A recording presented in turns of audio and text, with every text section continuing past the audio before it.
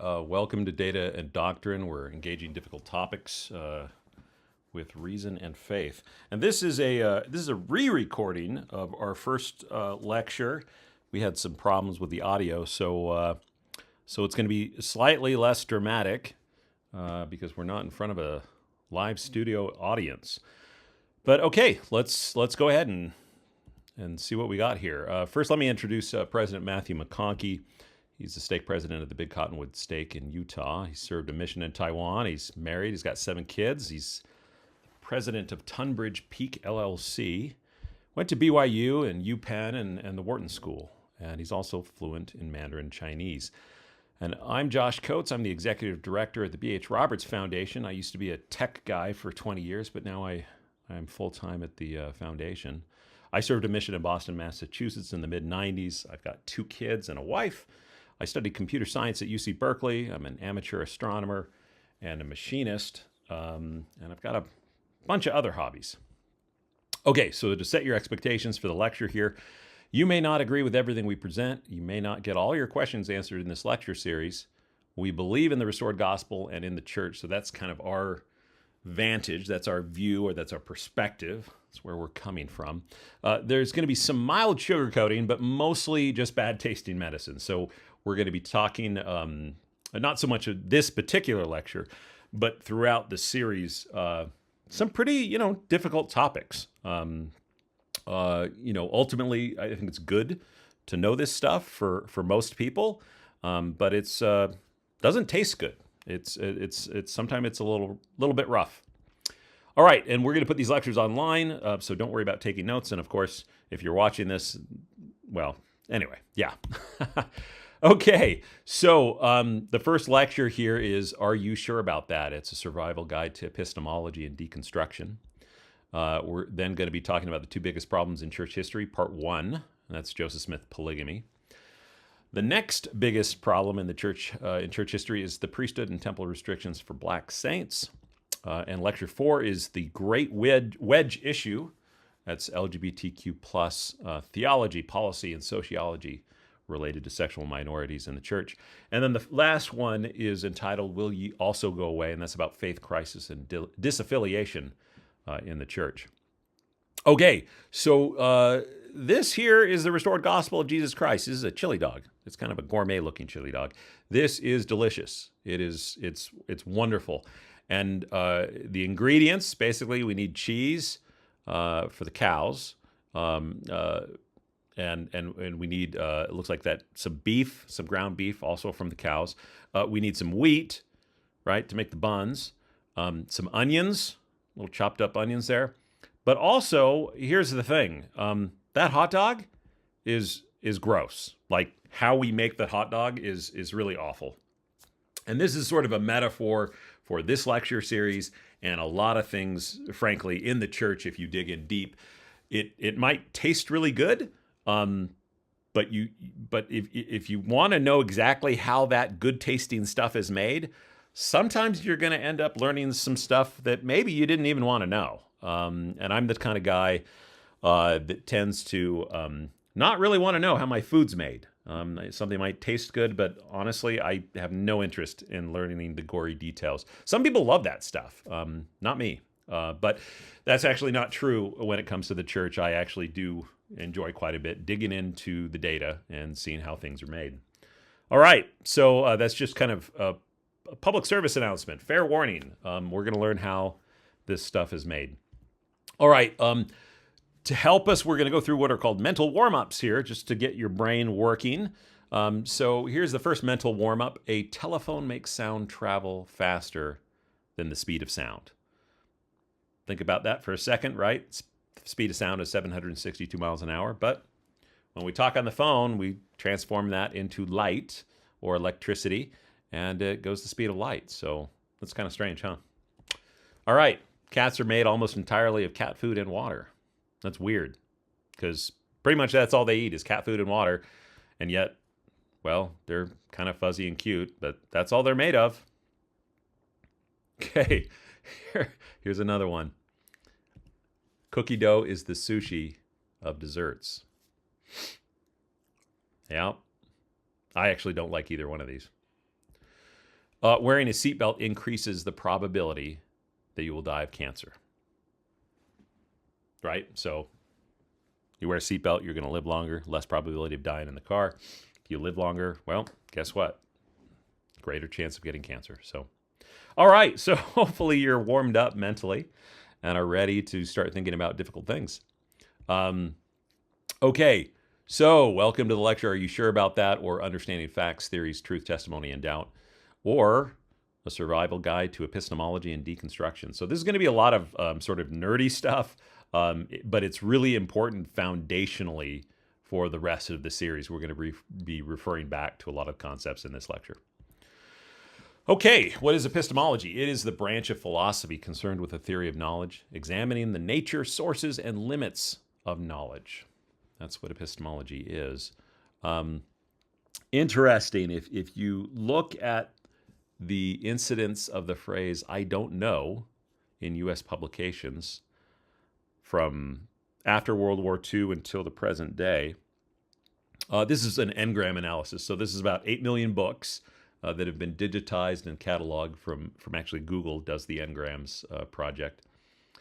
You'll see the graph has a dramatic spike around 2010. And by the way, this is all normalized, so it's not like, oh, well, there are more books, of course, in 2010, so it's going to show up more. No, this is normalized across the number of books. So people started asking the big questions, and the answers were coming back, I don't know. Now, what's interesting about this is, of course, right around the time social media is when it peaked, right? Right around that same time, actually, the incidence of I don't know fell. So kind of makes me think of a teenager, right? They at some point they stop asking questions and they think they know everything. So apparently, the peak of our epistemological humility was right around 2012, and at this point, I guess we have confidence that we know everything. Now, the one thing we don't know everything about is faith and about God. Apparently, as a nation, we hit a threshold, or rather, I guess, a milepost. In 2021, the number of people that know God exists dropped below 50% for the first time in the U.S. So less than half of adults in the U.S. know God exists now. So there are still things that we don't know as a society. And actually, if you look at generations, the silent, the boomers, the Gen X, they're all around 60 to 70%. The reason why this is dropping is because of the millennials, the millennial generation. And now, let me remind you, millennials they're in their 30s now. They have kids, they're married, they've got kids. Some of them are approaching 40 or maybe just hit 40. So they're on a really different epistemological wavelength than previous generations. Gen Z is even worse, worse. I guess they have even more doubt about the belief in God. I think, there's a lot of reasons for this. We're not going to get into this sort of thing now, but the way I think of this is you've got the world and your faith, and you're just getting hammered. Something negative about your weird faith is it's constantly showing up in every information feed that we have. Magazines, books, the internet, TV, movies. It's just tough.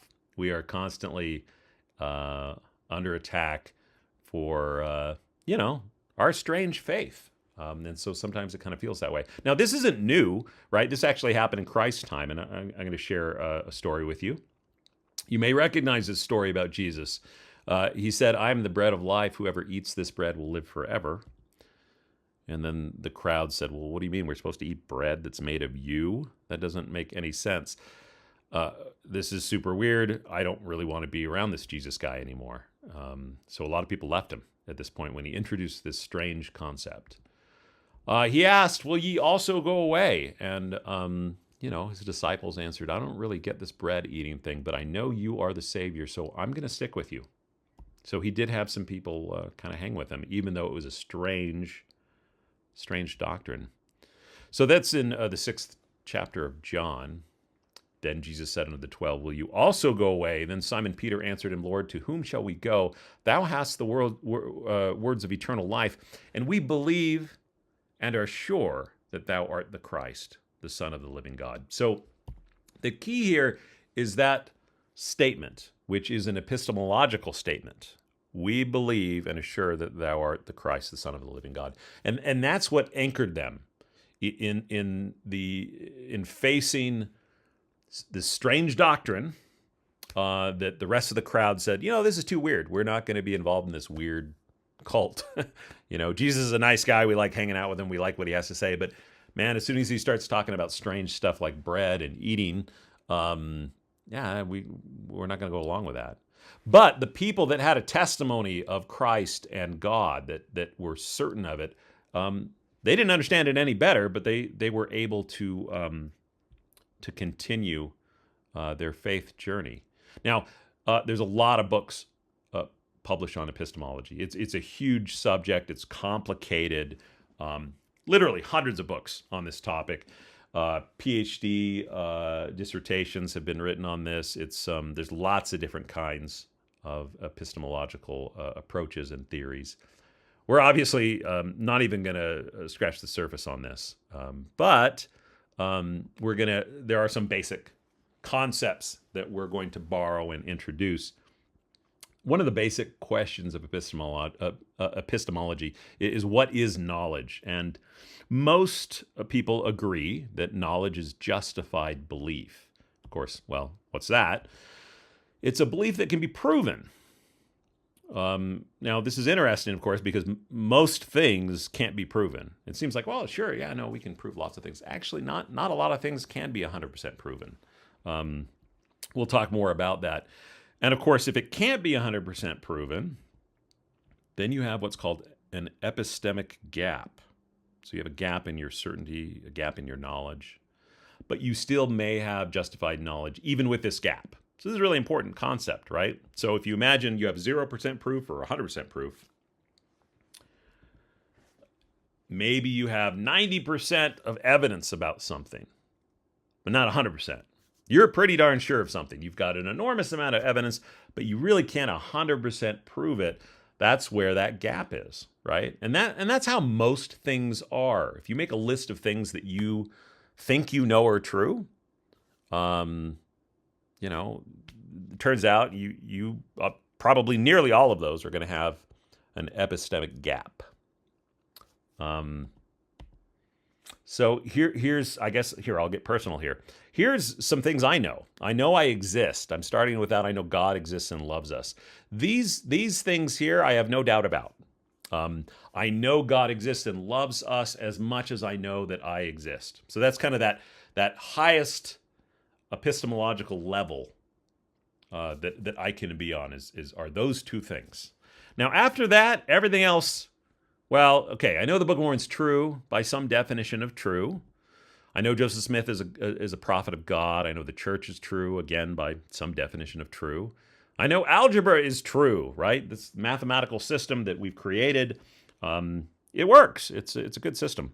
I know the moon exists. I know that sounds silly, but honestly, I mean, you look at it, it's up in the sky. I've seen pictures of it. I've seen video of people landing on it. It's like, yeah, the moon's a real thing. All these things are pretty much equivalent to me. I have sincere and justified belief. I have no doubt in practice for all of these things, right? That's kind of where I'm at. Now, I'm not saying, hey, you have to be there. But for me, these things are roughly equivalent, epistemologically speaking. Now, other things like smoking tobacco increases the risk of cancer, or the speed of light is constant in 299 meters per second in a vacuum, and it's always been that way, right? Now, these two statements, I'm like, yeah, sure, I believe that, but I'm going to leave a sliver of room for doubt based on new data. I mean, yeah, I'm pretty sure tobacco increases the risk of cancer. I haven't dug into the studies. I haven't dug into the research. I don't know. I mean, this is probably true. I feel totally fine saying, yeah, I believe that, right? With the speed of light, I mean, that seems like a silly thing to question and to put into maybe a lower category, epistemologically speaking. But to be honest, I mean, quantum field effects, or maybe it turns out Planck's constant isn't actually constant. I mean, there's a lot of, it's like, okay, maybe. I mean, I'm going to go along with that. It seems to be, certainly true. But anytime anything involved, when anything involves physics, you can simply just mention Planck's constant or quantum field effects, and then you got to shrug and say, well, okay, maybe. So other things like Shakespeare authored Macbeth, or there are more public libraries in the U.S. than there are McDonald's, or pre-Columbian horse remains were discovered in central Mexico in 2022. These sort of things like, yeah, sure, I guess. I mean, I take it with a big grain of salt, but yeah, no, I mean, those sound right to me. I think people believe this. I think I believe it, generally. But anyway, so the point is there's levels. Oh, here's a quick list of things I really haven't looked into. Okay, like Lee Harvey Oswald acted alone in killing John F. Kennedy. Like, I don't know. I mean, I honestly haven't looked into it. I saw the Oliver Stone movie. It was terrible. I didn't like it. Climate change is occurring and is primarily anthropogenic. Again, I haven't really looked into it. I mean, yeah, it seems like it's changing, and sure, we're pumping a lot of crap in the air that's probably causing trouble. But again, I haven't spent a lot of time on it. The Moderna COVID vaccine is safe and effective. Whoa, yeah, I mean, sure. I got my shots because the prophet said get your shots, and it seemed like a reasonable thing to do. But honestly, haven't looked into it. Don't know. Maybe a controversial statement. Apple causes iPhones to degrade in performance whenever they're ready to release a new model. Yeah, I mean, maybe. I don't know. So, okay. All right. Well, what are society's epistemological statements? What does society believe in? Here's the thing, is their beliefs are always changing. What's interesting is these changes in society's beliefs tend to shift towards disbelief, right? For example, percentage of Americans who say they have a great deal or quite a lot of confidence in newspapers and television news has been going down the last 25 years. I mean, it wasn't really high to begin with, but it's lower now than it has ever been, ever. So a lot of doubt. A lot of doubt here. America's confidence in the church or organized religion. So this is not, our church, but this is just generally organized religion. It's going down, not surprisingly. This has been measured from 1974. This is a Gallup poll that they've been doing for years. Yeah, not great. America's trust in major institutions reaches a new low. So this is something Gallup's been doing for many years. So this is like the institutions like the police or banks or the Supreme Court or public schools. These are the types of institutions that they poll people on. And yeah, people are, again, all-time low. People don't trust institutions, and it's going down. So, by the way, that right there that's the mortgage crisis in 2007. So you can see how that dramatically shifted people's confidence in these institutions. This is strange, right? This is a poll about the Holocaust, and it turns out that Gen Z, over 20% of Gen Z, think the Holocaust is a myth or has been exaggerated. So it's very, very strange, right? Again, epistemologically speaking, more doubt, more disbelief, more uncertainty. But that's a very strange thing to think 1 in 5 Gen Z is like, yeah, I'm not sure that was a real thing. Huh. All right, well, what's going on here? We're going to talk really quick about deconstruction, or also known as postmodernism. So if you imagine two axes, you've got certainty and ambiguity on the y-axis. You've got order and chaos on the x-axis. Things that are more certain and have more order, things like absolute truth and order, tradition, identity, institution, hierarchy. These types of values, that they kind of thrive and are healthy when things are ordered and certain. And societies that have these values tend to thrive. Now, what's interesting is you can take a wrecking ball to this stuff and you can start tearing it apart and creating chaos and ambiguity. Concepts like relative truth, contradiction, criticism, intersectionality.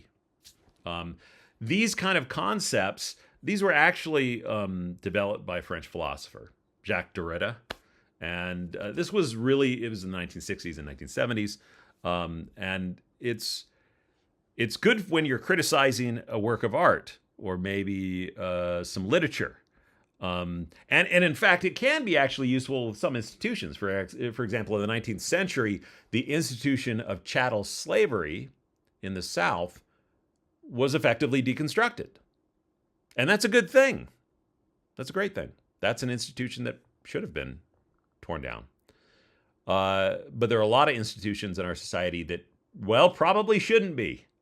We need some stable, certain institutions that society can rely on. But when all's fair, and you can go after any institution or any concept and bring it to ambiguity and chaos, that's not so great. And one of the big problems that happens, of course, is you throw out the baby with the bathwater, right? Not every institution has clean water. You got to get rid of that water, but sometimes you throw the baby out also. And that's what we're really seeing in our society today. And I know everyone always says, oh, kids these days, and they've been saying that for hundreds of years, thousands of years, really, even. But now we have data. We have really good data that over the last 30, 40 years, we have unprecedented levels of deconstruction happening in our society. And it's having a pretty negative effect, objectively speaking, a negative effect on society. Okay, so let's talk a little bit more about epistemology. We're going to talk about truth. We all want to know what truth is. Here's the problem: is that's us on the left, happy face. We're trying to look at objective reality, but the problem is that we can't see it. There's challenges between us and objective reality. I'm going to share some examples of that. So sometimes you have to add information or context to see what's true. That's a challenge. Hey, I might need to add information. For example, see these two people here. You got a tall guy and you got someone who's not as tall. This is a photo of two men. Okay, now let me add some context. When I tell you this man's 6'11" and weighs 300 pounds, this new information dramatically changes how you perceive the man on the left. By the way, Igor oh boy, that's a tough one. Igor Vovkavinsky. That's his name. He's Ukrainian, but he's from Minnesota. He was 7'8" and almost weighed 500 pounds. He died just a couple of years ago. But yeah, big guy.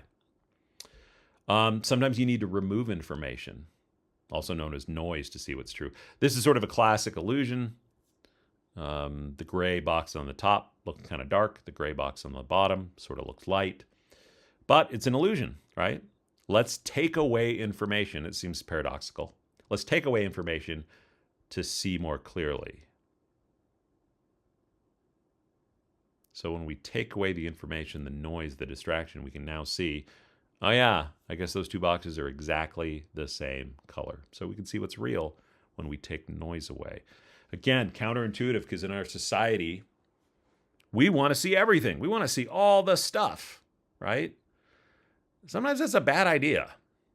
Sometimes that's a bad idea, and that can make it so you can't see what's real. Okay, sometimes something can be technically true, but also be a lie. For example, a story about an orphan farm boy that is radicalized after a military strike kills his family. He is indoctrinated into a religious cult and joins a group of insurgents on a terrorist attack that kills hundreds of thousands of people. Does the story sound familiar? This is the story of Star Wars. Now, everything in this narrative I've shared is true. There are no lies in this narrative. However, if you're familiar with the story of Star Wars and Luke Skywalker, you know none of this. I mean, it's deceptive. It's really a lie, even though technically it's all true. Let's try again. A story about a woman who leaves home and accidentally kills a woman, robs her, and flees the scene. She then meets up with three strangers, only to kill again. Okay, what is this? This is The Wizard of Oz. Now, again, if you're familiar with the story, everything in that narrative is true, technically. But again, horrifically deceptive about the reality of the situation. Oh, and of course, we're familiar with this one, a story about a teenager that hears a voice tell him to kill a defenseless man. After he kills him, he then robs the man's house, kidnaps his employee, and skips town. Of course, this is Nephi, right? Again, all technically true, but a horrific abuse of the reality of the situation. And also, sometimes we know something is a lie and we don't care because the truth is uncomfortable. Or maybe it's even unimportant. For example, look, polar bears drinking Coca-Cola. They're cute. We know this isn't real. But, this is a lot nicer than the reality. The reality is that polar bears are gross. Now, again, there's nothing wrong with them like butchering up animals and eating them and getting all bloody and gross. That's just the way things are. But we prefer the lie to this truth. Also, look, that's the world. We live on a big round planet. Of course, that's not actually true. The world is actually shaped like an oblate spheroid. A geoid is the shape of the surface of the Earth. And you can see this has been scaled by 10,000. You can see that kind of dirt clod shaped planet that we're on. But no one says, oh yeah, the Earth is oblate spheroid. They say the Earth is round. So either this might be news to you that the Earth's not actually round or spherical shape. And if that's news to you, oh my gosh, you've been lied to your whole life. If it's not news to you, then you just know that we just say it's round or it's a sphere just because it's convenient, even though it's technically not true. And that's okay, because it doesn't matter. It doesn't matter. But these are all examples of how objective reality is hard to see. There are challenges challenges for us to see objective reality. And like Paul said, for now we see through a glass darkly. We see things, we just don't see them quite right. And we all see things a little bit different from each other. This is an ancient obsidian mirror that was unearthed in Turkey, central Turkey. But yeah, they use those. All right, so let's talk about the filter model. So here we are trying to figure out what objective reality is. What keeps us from seeing that? We already talked about epistemological challenges. We have to, sometimes take information away. Sometimes we have to add context. Lots of different ways to try to get a better idea of what's going on. Let me propose that there is a filter between us and reality. And that filter is composed of our senses, seeing, hearing, touching, tasting. We all do these things differently to some degree. And how we sense the world around us changes how we perceive reality. There's also cognitive and emotional filters at play. Chemical, hormones, neurochemistry, genetic, DNA, epigenetics, genotype, all sorts of things that are kind of programmed into us at that level. And there's also a spirit that filters things. And objective reality has to get through this filter before we can really see what's going on. And by the time it gets through the filter, it's changed a lot. It's no longer objective. So here's a quick example. Look, it's Sam Waterston. He plays Jack McCoy in the hit TV show Law & Order. So if someone asks you, hey, what do you think of Sam Waterston? So what happens is you might start thinking, well, Jack McCoy is self-righteous. My ex-wife loved Law & Order.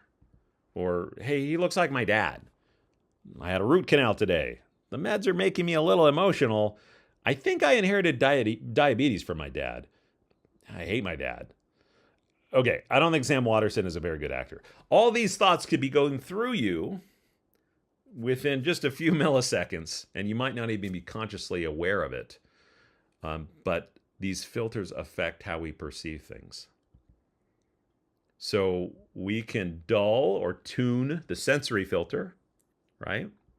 We can dull or tune the spiritual filter. The cognitive and emotional filter, memory, beliefs, culture, mood, that's malleable. We can work on this.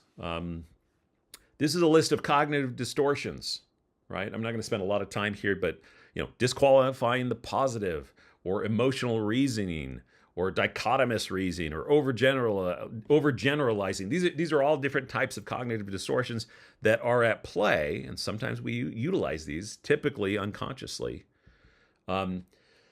There's an interesting study that was done at Indiana University where they analyzed data over the 20th century, and cognitive distortions have spiked in the last 20 years.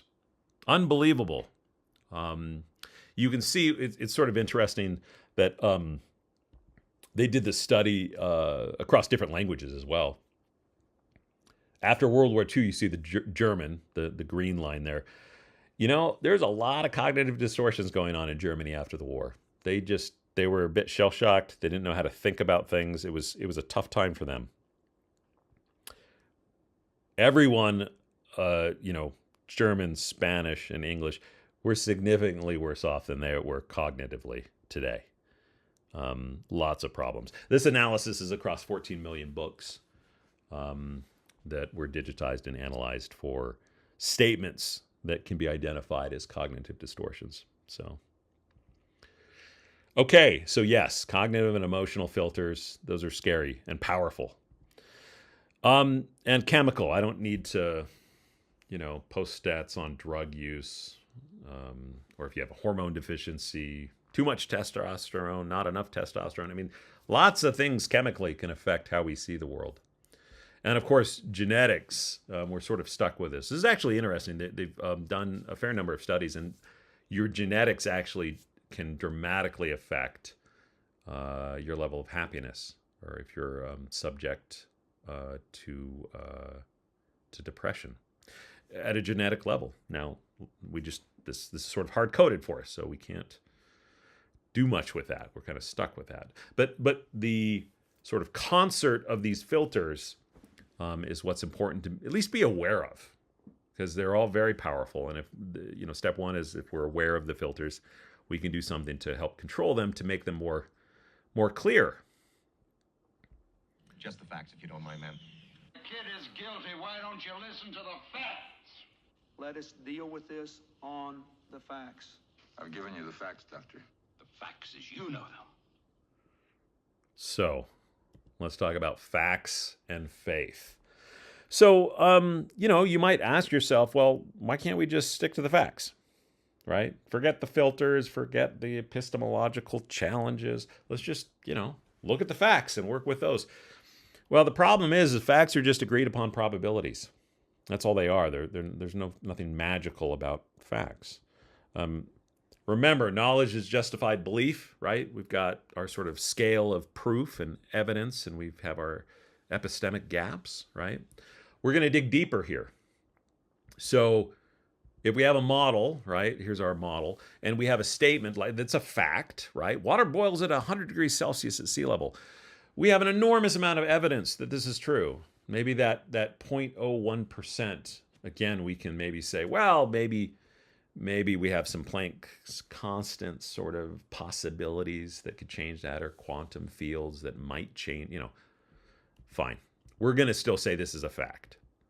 A squared, B squared equals C squared, Pythagorean's theorem there. That's 100% evidence, because we can actually literally prove that, right? Because it's a closed system, the axioms we've invented. So yeah, we can actually say that's 100% true within that context. Alexander the Great was gay. So this is interesting, right? There's a little bit of evidence that perhaps he was gay. Most of the data we just don't have, right? I mean, even the evidence we have about his sexuality or his psychology or really anything about him is from documents that are from hundreds of years later in many cases. We don't have any firsthand information that's contemporary with his time about this. An enormous amount of speculation. But again, if you talk to a lot of historians, they'll say, well, yeah, no, that's a fact. That's an accepted historical fact that Alexander the Great was gay. The Book of Mormon is of supernatural origin, right? Is that a fact? Well, there's a fair amount of evidence to support this, but there's a lot of uncertainty. So someone might look at this and say, you know what? 33% is a lot of uncertainty. I'm going to say no. That's not a fact. Or acupuncture is an effective treatment for arthritis. Sure, yeah, there's evidence to support that, but there's a lot of uncertainty. And so maybe some people say, yeah, this is not a fact, right? Thomas Jefferson had children with Sally Hemings. There's a lot of evidence to support this, including DNA evidence. There's contextual evidence. There's documentation that's contemporary with the time. But, it's not 100%, right? Maybe it was Thomas Jefferson's brother. We just don't know, right? So, maybe we assign a 10% gap there. But again, it's good enough for most people to say, hey, this is a historical fact. Other things that, people evaluate. Are genetically modified foods safe? Does God exist? Are gay people born that way? Climate change is an existential threat to humans. Prayer is a placebo. Ketamine is safe and effective for treating depression, or the earth is flat. Again, everyone can take these statements and sort of come up with the amount of evidence they think supports the statements, and then wrestle with the uncertainty, because everyone relies on faith to cross that epistemic gap. Scientists do this. Theologians do this, right? I mean, this is not, this is how this is how reality works. Now, of course, rationalists, scientists, they're not going to say, well, we don't deal in faith. What we do is we deal with degrees of uncertainty. Fine. You can call it whatever you want. We're using faith as a shorthand, but either way, there's uncertainty. Okay? And this is not a cop-out. It's not irrational. This is the way things work, right?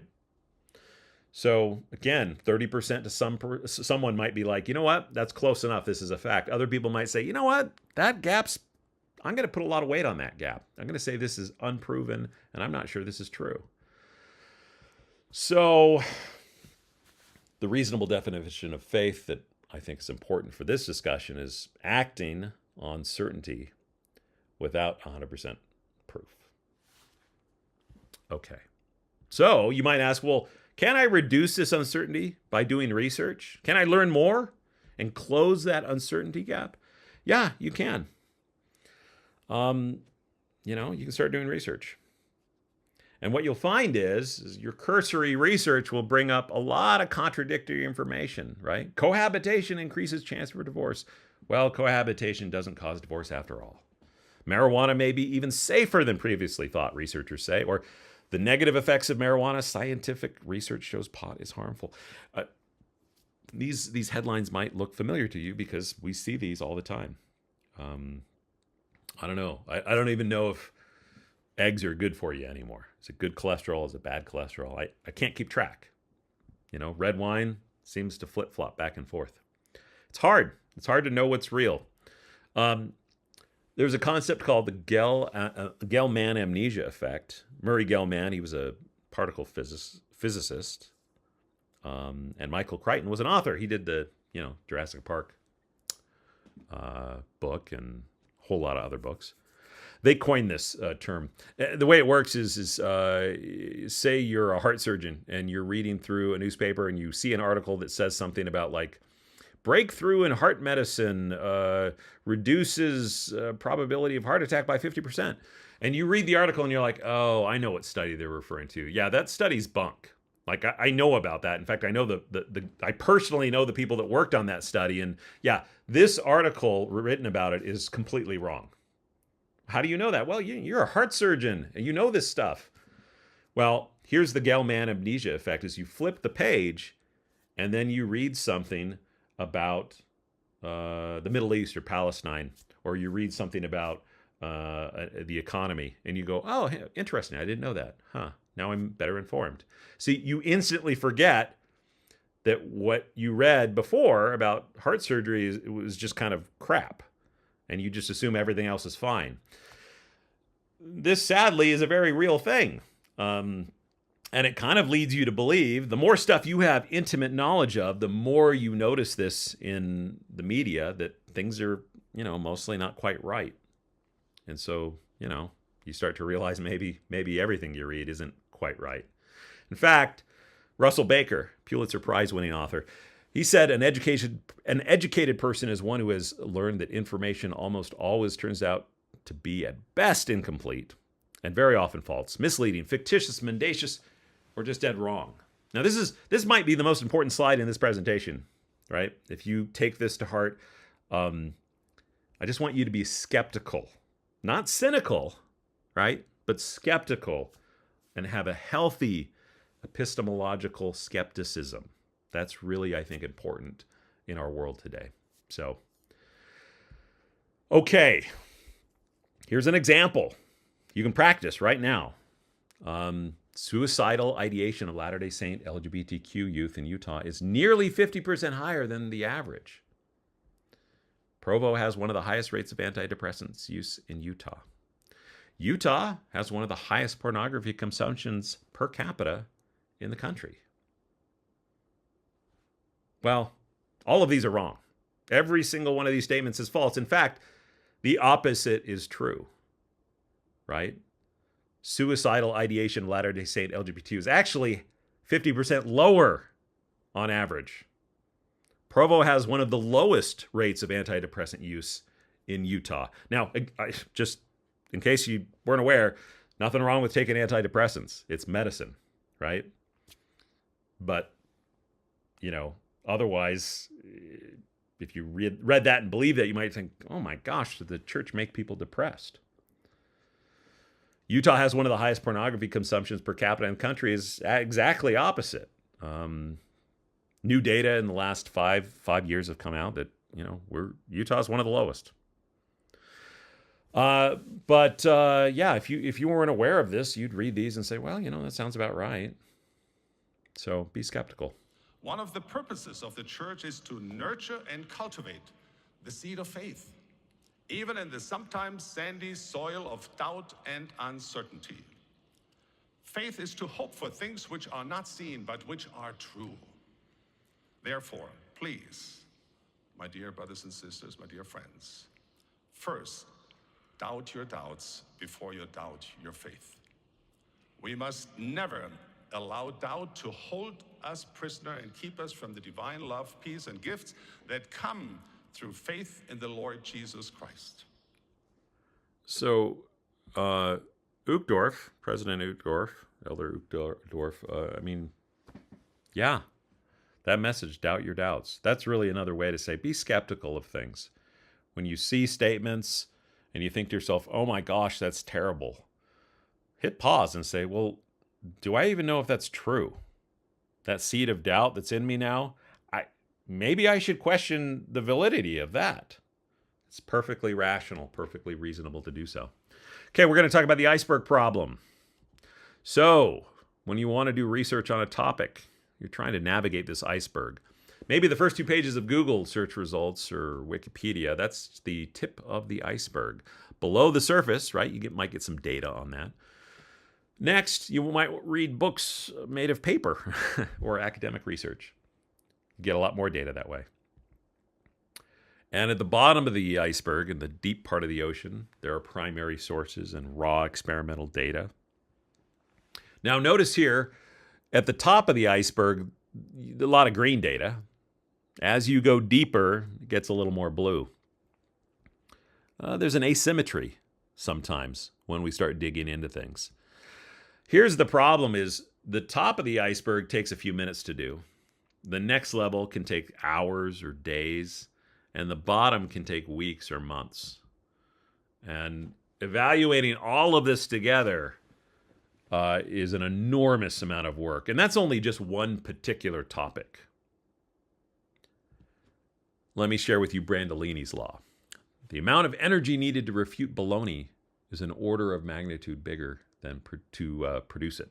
Of course, the real law doesn't use the word baloney, but, this is a church presentation. Let me show you here. See that little blue thing? All that green data. And someone just dropped this blue thing on there. Well, here's an example, right? A little moon landing footage there. Hey, my uncle worked in Hollywood as a gaffer in the 1960s on this project. He told me that the studio lights were so hot that they had industrial-sized fans running when they filmed this scene. You can see the flag fluttering from them in this clip. Also note that there are no stars in the sky. Look, so someone just types that up, posts it on the internet, takes like 3 minutes for him to write that up. And suddenly, to refute this nonsense, you're spending all day getting really solid data, making, complicated arguments. It's asymmetric. It just takes some little bit of nonsense to create doubt and chaos, and it's so hard to refute it. And this is, unfortunately, this is a true law. Also, here's a word of caution. None of us are immune to to something called negativity bias. You spend a lot of time on negative stuff, it's going to rub off on you. You can get hurt exploring icebergs. For example, let's say you wanted to dive into the primary source data on a particular true crime, and you really got down to the original documents and the sources. And you can spend dozens of hours digging into stuff. There's going to be an effect. You might have nightmares. You might get paranoid, think you have to walk around with a gun. It can affect your psyche. Let's say you're involved in politics and you dive into politics and it becomes your hobby or your obsession. Nothing wrong with it. It's fine. People have hobbies. But it might make you partisan and tribal or cynical. There are side effects to diving into things. Or, you say, I want to see what the other side says about Mormonism. You can spend time on that, but you're going to be exposed to an enormous amount of gross distortions, and it absolutely will affect you. That's the word of caution on iceberg diving. Okay, really quick.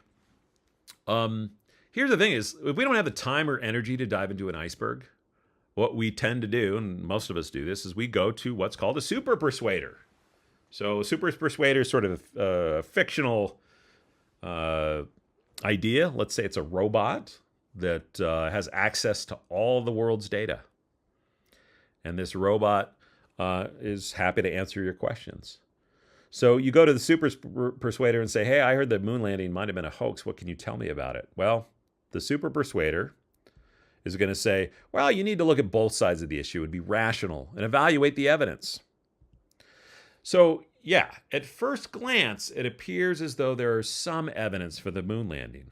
Let's say he takes from the blue side, the U.S. landed on the moon in 1969. He pulls down a few pieces of light blue evidence, weak evidence. And then he says, but as you examine the evidence, you see the data is overwhelming that the moon landing was a hoax. And he pulls down all this other data. And you say, well, wait, are you sure? Wait a second. And then the super persuader says, yeah, I'm sorry to disappoint you. I know you must feel betrayed. Of course, if you want to ignore the evidence, you can believe whatever you want.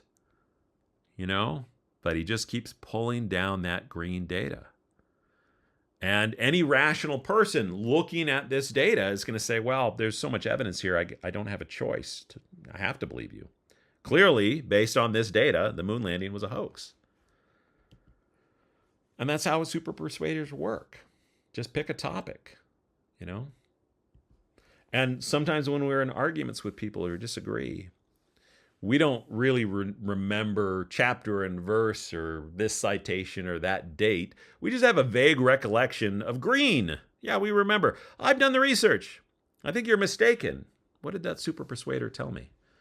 Well, someone else might think, and their super persuader just showed them the blue stuff. Well, sorry, friend, you need to really do better research. Educated, rational people can have very different understandings of the facts. And that's because they're evaluating different facts oftentimes. Not always, but oftentimes. It's because they're listening to people that are giving them the data that they want to present. Here's an example. You have a super persuader saying, hey, the shape casting the shadow is a square. Whereas another one says, hey, it's clearly a circle. Our job, of course, is to find a super persuader that's going to be honest with us and say, no, it's actually a cylinder. right? That's the holy grail is instead of spending thousands of hours doing research on every single little bit of things in our life that we have to really get a good objective understanding of, we have to rely on people to teach us, to be experts. So we got to find those good ones that can help us see reality. So who are these super persuaders in our lives? Right?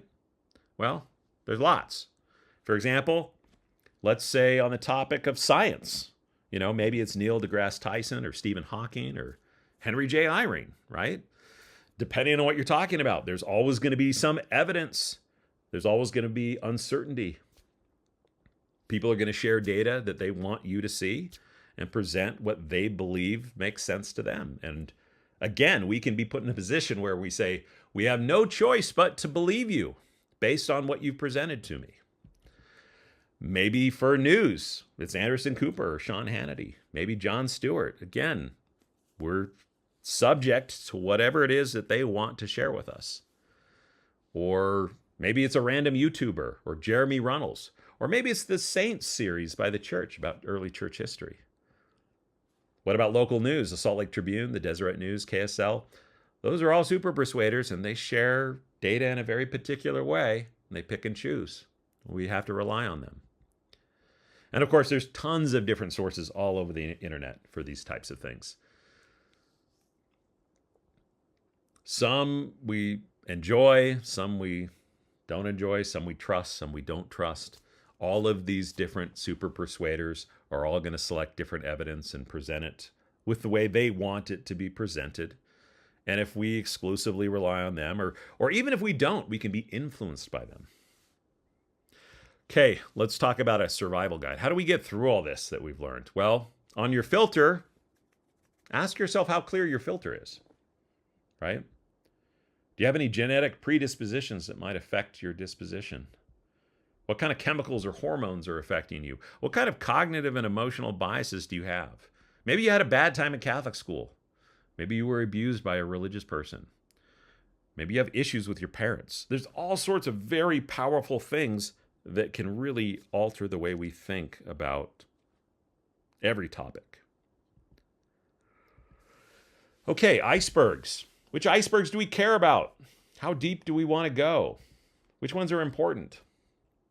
How much time and energy do we want to spend on these icebergs? Because we certainly can't go explore every single iceberg. We have to make compromises. And so we go to super persuaders. So who do we currently put our faith in? Which persuaders do we say, you know what? This person deserves my faith. So I'm going to listen to them and believe them. Here's the big question. What are their motivations? Paul Graham, he's an author, an investor. He's a tech guy. He's a venture capitalist. Pretty smart guy. I like a lot of his essays and what he has to say. He says, remember the exercises in critical reading you did in school where you had to look at a piece of writing and step back and ask whether the author was telling the whole truth? Well, if you really want to be a critical reader, it turns out you have to step back one step further and ask not just whether the author is telling the truth, but why he's writing about this subject at all. So, questions you should be asking when evaluating anything. Who wrote this? What are their biases? Who's the intended audience? Why did they write it? Where did they get this information from? Is there noise that needs to be removed in this information? Is there context that needs to be added to the information? Do I want to believe it? Why do I want to believe this? What's the probability that it's true? Doesn't matter if it's true. How important is it? What if I act on it, but it turns out to not be true? What's at stake?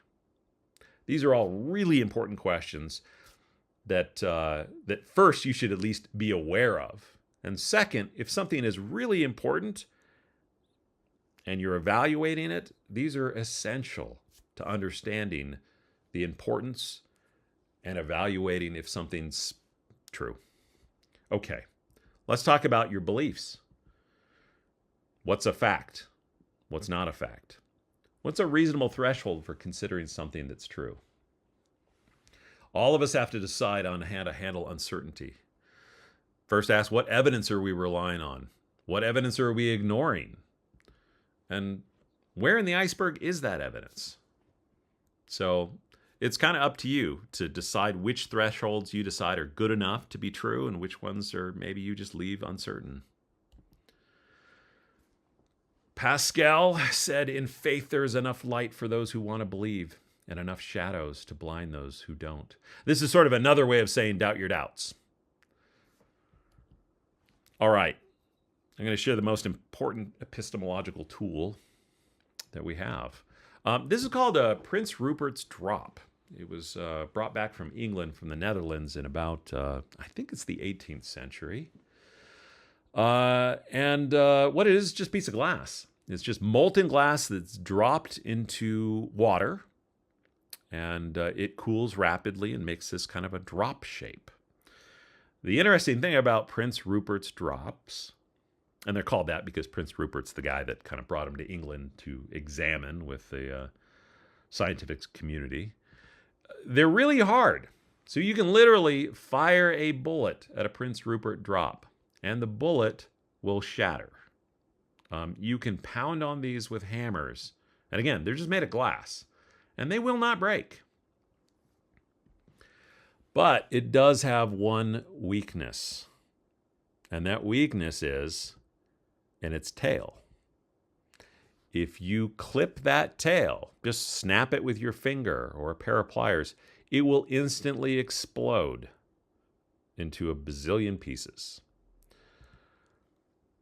So why is this important to understand?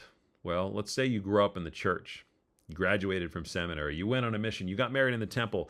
You've had all these callings, and you've even been in the bishopric for whatever that's worth. You're 100% all in. You are perfectly rigid. But then, well, my son came out as transgender. Well, now the Book of Mormon isn't true. Or, well, the church supported the 2022 Respect for Marriage Act, so now I'm going to break my temple covenants. I just learned that J. Reuben Clark told the LDS hospital to segregated donated Negro blood in 1948. And so now President Nelson isn't a prophet. See, you can be super rigid and super solid in the church, but one little thing can suddenly shatter it all. And I've seen this. Maybe you know people where these statements are true for them.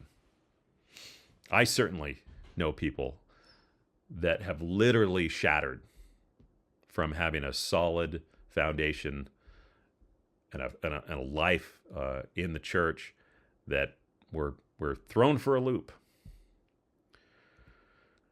So the pattern goes like this. I learned a new thing. It must be true.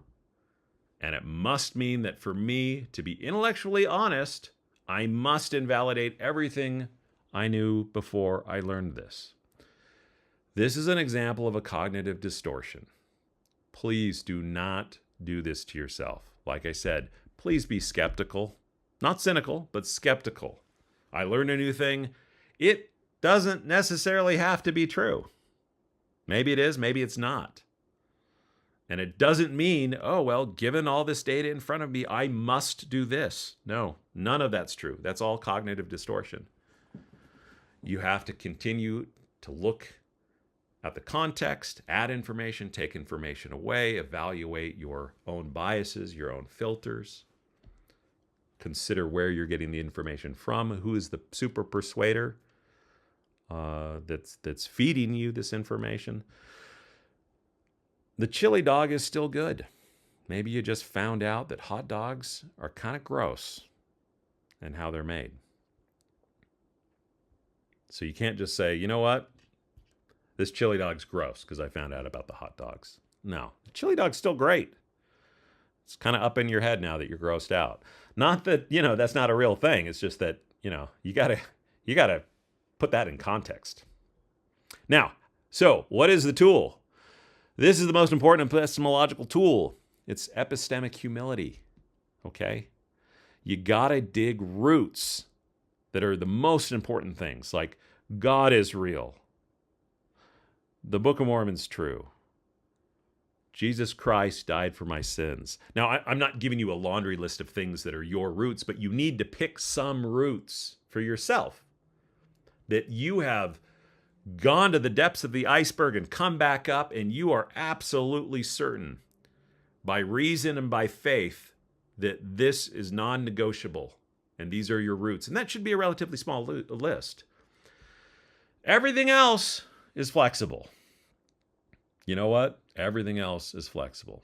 It doesn't matter that much. There's always new information. There's lots of uncertainty. You blow with the winds, right? But you stay rooted in your core.